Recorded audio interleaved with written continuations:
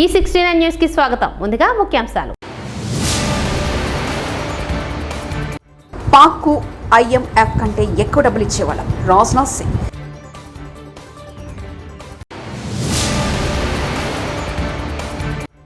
నీకు దమ్ముంటే ముందు పర్మిషన్ ఇచ్చిన వాళ్ళ మీద చర్యలు తీసుకో కేజీఆర్.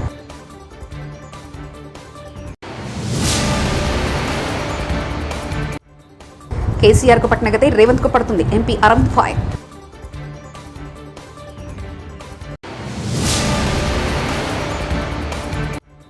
పారిశ్రామిక రంగం పునర్జీవనం చంద్రబాబు పాలనలోనే బీటీ నాయుడు.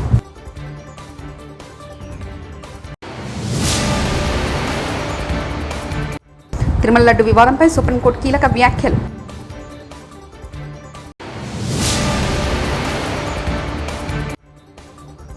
విజయవాడ కనకదుర్గమ్మను దర్శించుకున్న సినీ నటుడు కార్తీ. పాకిస్తాన్ కనుక భారత్లో సత్సంబంధాలు కొనసాగించుంటే ఆ దేశం అంతర్జాతీయ ద్రవ్యనిధి ని కోరుతున్న మొత్తం కంటే పెద్ద ఆర్థిక ప్యాకేజ్ ఇచ్చే ఉండేవారమని రక్షణ మంత్రి రాజ్నాథ్ సింగ్ చెప్పారు. జమ్మూ కాశ్మీర్లో బండిపోరా జిల్లా గూరెల్ అసెంబ్లీ నియోజకవర్గంలో జరిగిన ఎన్నికల సభలో ఆయన ప్రసంగించారు. భారత్కు వ్యతిరేకంగా సీమాంధ్ర ఉగ్రవాదాన్ని అస్త్రంగా చేసుకున్న పాకిస్తాన్ అంతర్జాతీయ వేదికపై ఏకాకిగా మారిందన్నారు. జమ్మూ కాశ్మీర్ అసెంబ్లీ ఎన్నికల వేళ బీజేపీ కాంగ్రెస్ అగ్రనేతల మీద డైలాగుల వారు తీవ్రస్థాయికి చేరింది. ఎన్నికల ప్రచారంలో కాంగ్రెస్ జాతీయ అధ్యక్షుడు మల్లికార్జున ఖార్గే చేసిన కామెంట్స్ తీవ్ర కలకలం రేపాయి. నరేంద్ర మోదీని గద్దె దింపే వరకు చనిపోనని ఖార్గే అన్నారు. ఆయన వ్యాఖ్యలను బీజేపీ నేతలు తప్పుపట్టారు. తిరుమల శ్రీవారి లడ్డు వివాదంపై దాఖలైన పిటిషన్ను సుప్రీంకోర్టు సోమవారం విచారణుంది. లడ్డు తయారీలో వాడే నెయ్యిలో జంతువుల కొవ్వు కలిపారంటూ సీఎం చంద్రబాబు చేసిన ఆరోపణలపై వాస్తవాలు బయటపెట్టాలని, ఇందుకోసం సుప్రీంకోర్టు పర్యవేక్షణలో కమిటీ వేయాలని, రిటైర్డ్ జడ్జితో దర్యాప్తు చేయించాలని బీజేపీ నేత సుబ్రహ్మణ్యం స్వామి, వైవి సుబ్బారెడ్డి పిటిషన్లు దాఖలు చేశారు. మూసీ ప్రక్షాళన అనేది పెద్ద స్కామ్. 2400 కిలోమీటర్లు ఉండే గంగానది ప్రక్షాళనకు కేంద్ర ప్రభుత్వం 40,000 కోట్లు ఖర్చు చేసింది. అదే 55 కిలోమీటర్ల మూసీ సుందరనెక్కకు 1,50,000 కోట్ల రూపాయలు ఖర్చు అవుతుందంటే ఇది స్కామ్ అని అన్నారు. కూల్చే పరిస్థితులు వస్తే ముందు కూల్చాల్సిన హుస్సేన్ సాగర్ నాలా మీద ఉన్న హైడ్రా కార్యాలయాన్ని కూల్చినట్టు కేటీఆర్ వ్యాఖ్యానించారు.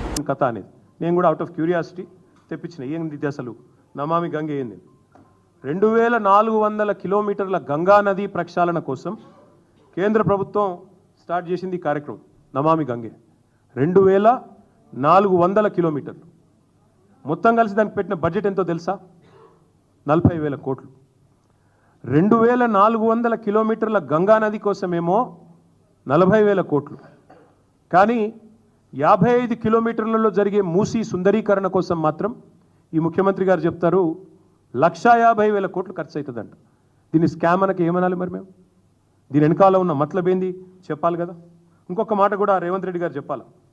అనుమతులు ఇచ్చిన ఇండ్లను కూల్చడం అంటే ఇది ప్రభుత్వానికి తన వ్యవస్థ మీద, తన యంత్రాంగం మీద, తన పరిపాలన మీద తనకే పట్టులేని తనానికి నిదర్శనం కాదని నేను అడుగుతా ఉన్నా.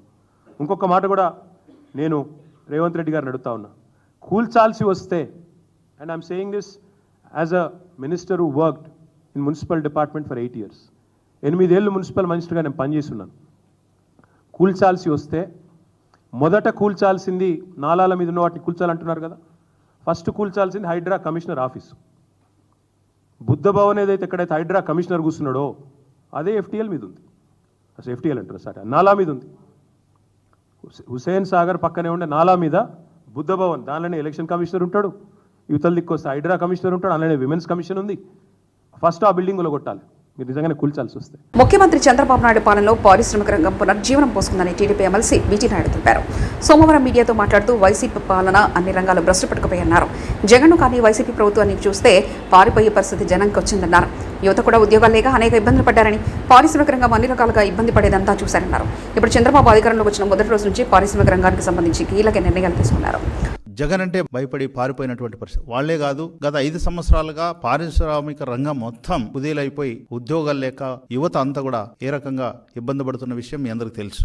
దీనికి కారణం ఆనాటి ముఖ్యమంత్రి జగన్ రెడ్డి అనుసరించినటువంటి విధానం. ఈయన ఉత్తుత్తి అన్ని మీట్లు పెట్టడం, విదేశాల నుంచి ప్రతినిధులు వచ్చినట్లు ఒక భ్రమ కలిగించడం, ఇంకా రకరకాల మోసాలు మాయలు అన్ని చేశాడు. దాని ఫలితంగా ఈ రోజు రాష్ట్రం పారిశ్రామిక రంగం అనేది అన్ని రకాలుగా ఇబ్బంది పడే పరిస్థితి మనం చూస్తున్నాం. దీనికి భిన్నంగా మీరు చూశారు, జూన్ 12, 2024 నాడు ముఖ్యమంత్రిగా నారా చంద్రబాబు నాయుడు గారు ప్రమాణ స్వీకారం చేసిన మొదటి అడుగు నుంచే పారిశ్రామిక రంగానికి సంబంధించి కీలకమైనటువంటి నిర్ణయాలు తీసుకున్న విషయం మీ అందరికీ తెలుసు. అందులో ప్రధానంగా ఈజ్ ఆఫ్ డూయింగ్ బిజినెస్ అని నుంచి స్పీడ్ ఆఫ్ డూయింగ్ బిజినెస్ అనే పాలసీకి అనుగుణంగా పరిగెత్తిస్తున్నాడు. అనుభవం ఈ రాక్షస పాలన నుంచి చూసినటువంటి ఇబ్బందులన్నీ కూడా గమనించి మొట్టమొదటిసారిగా కాన్సన్ట్రేషన్ చేసినటువంటి రంగం పారిశ్రామిక రంగం. ఎప్పుడైతే ముఖ్యమంత్రిగా చంద్రబాబు నాయుడు గారు ప్రమాణ స్వీకారం చేశారో ఆ రోజే జాతీయ అంతర్జాతీయ సంబంధించినటువంటి అన్ని సంస్థలన్నీ కూడా క్యూ కట్టాయి. దాదాపు 10 లక్షల కోట్ల పెట్టుబడులతో 7.75 లక్షల ఉద్యోగాల లక్ష్యంగానే పాలసీ రెడీ అయింది. అదేవిధంగా వచ్చే 5 ఏళ్లలో 20 లక్షల ఉద్యోగాలు యువతకు కల్పించాలనే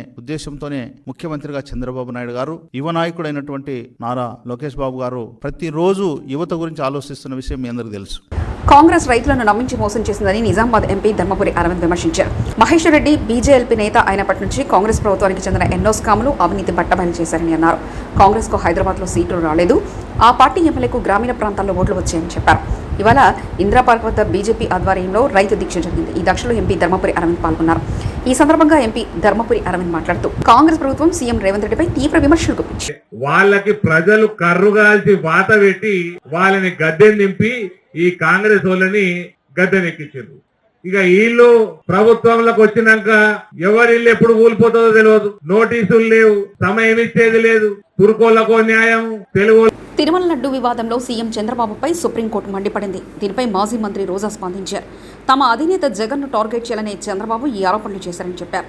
ఈ వివాదంపై సిబిఐ విచారణకు సుప్రీంకోర్టు ఆదేశివ్వాలని కోరారు. చంద్రబాబు పరిధిలోని సీట్ దీనిని విచారణ జరిపితే నిజాలు బయటకు రావని అభిప్రాయపడ్డారు. దానికి సుప్రీంకోర్టు కలుగజేసుకొని ఇది విచారించి నిజానిజాలు తెలపాలని మొదటి నుంచి మేము కోరుకుంటూనే ఉన్నాం. ఈ రోజు సుప్రీంకోర్టు ఈ కేసుని స్వీకరించడం జరిగింది. ఈ కేసులో సుప్రీంకోర్టు కనుక కరెక్ట్ గా విచారిస్తే చంద్రబాబు నాయుడు అన్కో చేసిన అబద్దాలు ఖచ్చితంగా బయటకు వస్తాయి.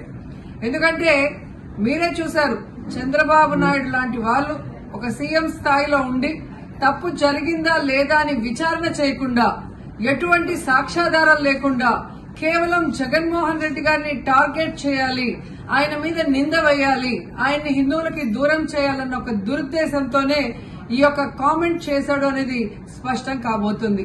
ఎందుకంటే ఈ రోజు సుప్రీంకోర్టు ఈ కేసు తీసుకునేంత వరకు, ఆ డేట్ అనౌన్స్ చేసేంత వరకు సిట్ వేయనే లేదు.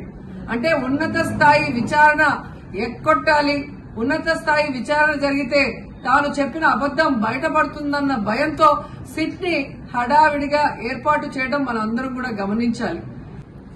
మొదటి నుంచి మాకు సిట్ మీద ఎందుకు నమ్మకం లేదు అంటే, తన పరిధిలో ఉన్న సిట్ ని చంద్రబాబు నాయుడు వేస్తే ఆల్రెడీ తను ఒక జడ్జిమెంట్ ఇచ్చేశాడు కాబట్టి దానికి లోబడే అధికారులు అబద్దాలు మాట్లాడతారు, నిజాలు చెప్పరు.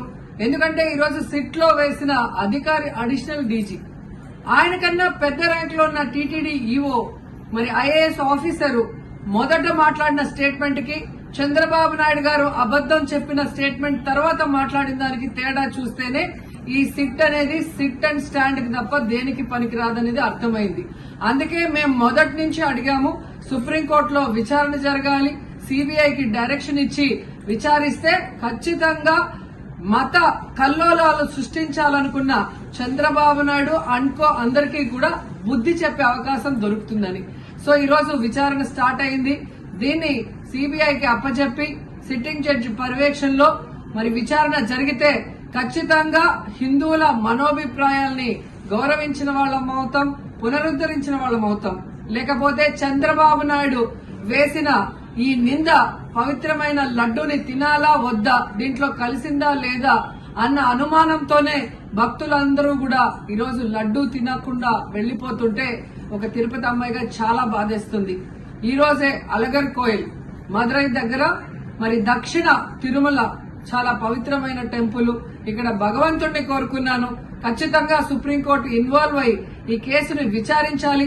తప్పు చేసిన వాళ్ళని, అలాగే అంటే తప్పుడు స్టేట్మెంట్ ఇచ్చిన వాళ్ళందరూ ఎంత పెద్ద పొజిషన్ లో ఉన్నా కూడా వాళ్ళని శిక్షించాలి అని భగవంతుడిని కోరుకున్నాను, సుప్రీంకోర్టుని కోరుకుంటున్నాను. చెంచల్గూడ జైల్లో కాంగ్రెస్ ప్రభుత్వం మూసీ బాధితులకు డబుల్ బెడ్రూమ్లను ఇస్తామని చెప్పడంతో ముందుగా బీఆర్ఎస్ ప్రభుత్వంలో డబుల్ బెడ్రూమ్ల పథకం కోసం దరఖాస్తు చేసుకున్న వారు గొడవకు దిగడంతో అక్కడ ఉద్రిక్త వాతావరణాలు.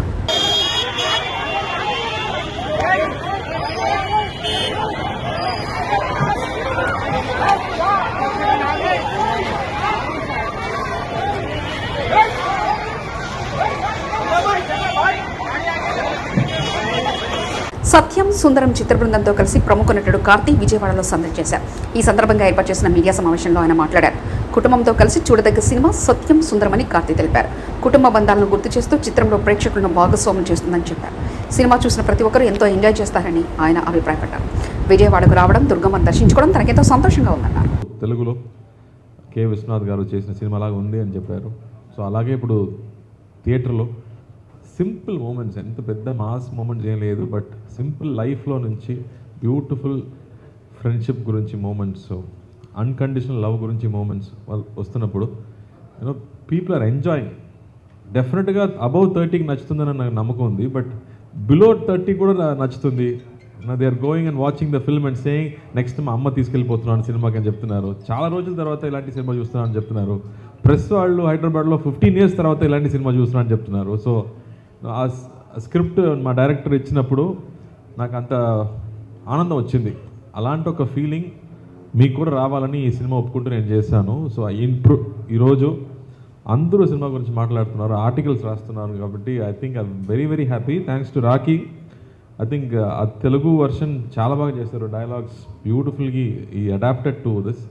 అండ్ ఆ స్క్రిప్ట్ ఇప్పుడు కథ గుంటూరులో జరుగుతుంది కాబట్టి I think everybody is connecting. చిన్న పల్లెటూరుకి వెళ్ళడం అనేది ఒక బ్యూటిఫుల్ ఫీలింగ్ అందరికీ.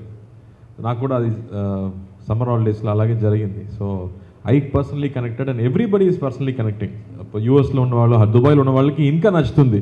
అయ్యో మిస్ చేస్తున్నాను మా ఊరు, మా రిలేటివ్స్ అని మాట్లాడుతున్నారు. So very very happy with the feedback and result. So ఇక్కడ వచ్చింది థియేటర్కి వెళ్ళాలి, అందరికి థ్యాంక్స్ చెప్పాలి, అందుకే ఇక్కడ వచ్చాము. So thank you press and media friends కూడా మీ ఫీడ్బ్యాక్కి, మీ లవ్ అండ్ అఫెక్షన్కి చాలా థ్యాంక్స్ అండి. నెక్స్ట్ బాబాతి అని ఒక సినిమా రెడీ, ఆ తర్వాత సర్దార్ 2 ఉంది, అండ్ దెన్ ఖైదీ 2 ఉంది. సో ఢిల్లీ అదే మళ్ళీ బిర్యానీ తినాలి. ప్రముఖ తమిళ నటుడు కార్తీ విజయవాడ కనకదుర్గ అమ్మవారిని దర్శించుకున్నారు. ఆయన నటించిన సత్యం సుందరం చిత్ర ప్రచారంలో భాగంగా కార్తీ విజయవాడ వచ్చారు. చిత్ర బృందంతో కలిసి ఇంద్రకీలాద్రి వచ్చిన కార్తీకి ఆలయ అధికారులు ఘన స్వాగతం పలికారు. అమ్మవారి దర్శనానంతరం పండితులు వేద ఆశీర్వచనం చేసి అమ్మవారి చిత్రపటం ప్రసాదం అందజేశారు. 2013లో ఒకసారి దుర్గమ్మను దర్శించుకునేందుకు వచ్చానని కార్తీ చెప్పారు. మళ్ళీ ఇప్పుడు కనకదుర్గమ్మ సన్నిధికి రావడం చాలా సంతోషంగా ఉందన్నారు. ప్రజలంతా సంతోషంగా ఉండాలని ఆకాంక్షించారు. సత్యం సుందరం చిత్రం మంచి ఆదరణ పొందుతుందని సంతోషం వ్యక్తం చేశారు. చూడడానికి సో ఆఫ్టర్ ఆల్మోస్ట్ 6 years మళ్ళీ వస్తున్నాం. So happy. Satyam Sundaram cinema ఇప్పుడు సాటర్డే రిలీజ్ అయింది. చాలా బాగా ఆడుతుంది. Families there enjoying a lot. ఈరోజు మార్నింగ్ కూడా నాగార్జున గారు ట్వీట్ చేశారు సినిమా చూసి. So very happy. So first ధన్యవాదాలు చెప్పాలి అందరికీ, అమ్మకి. ఆ తర్వాత అందరూ బాగుండాలి. Everybody should be happy, everybody should be prosperous. అదే నా ప్రేయర్. నా కోసం మాత్రం కాదు, ఎప్పుడు నన్ను ప్రే చేస్తుంది అందరి కోసం. Very very happy. Next year అండి. ఇప్పుడే రిలీజ్ అయింది, కొంచెం టైం పడుతుంది.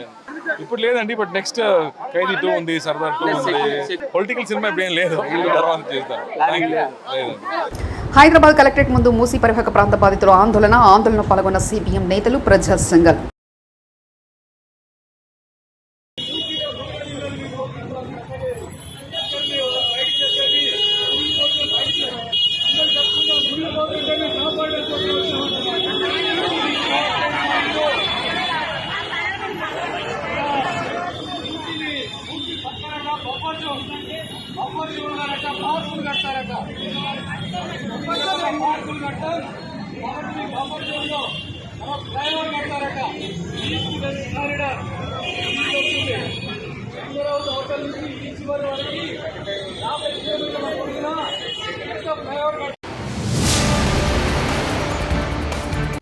పాక్కు IMF కంటే ఎక్కువ డబ్బులు ఇచ్చేవాళ్ళం, రాజ్నాథ్ సింగ్.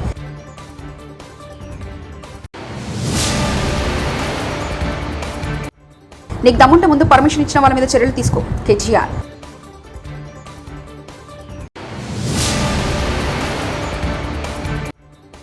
కేసీఆర్కు పట్టిన గతే రేవంత్కు పడుతుంది, ఎంపీ అరంద్ ఫాయ్.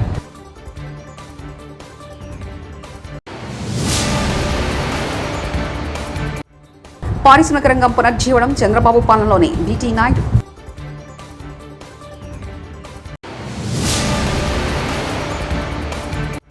తిరుమల లడ్డు వివాదంపై సుప్రీంకోర్టు కీలక వ్యాఖ్యలు.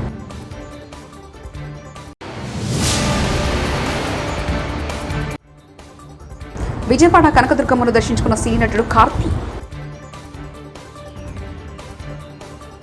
ఈ 69 న్యూస్ ఇంతటితో సమాప్తం. కీప్ వాచింగ్ ఈ 69.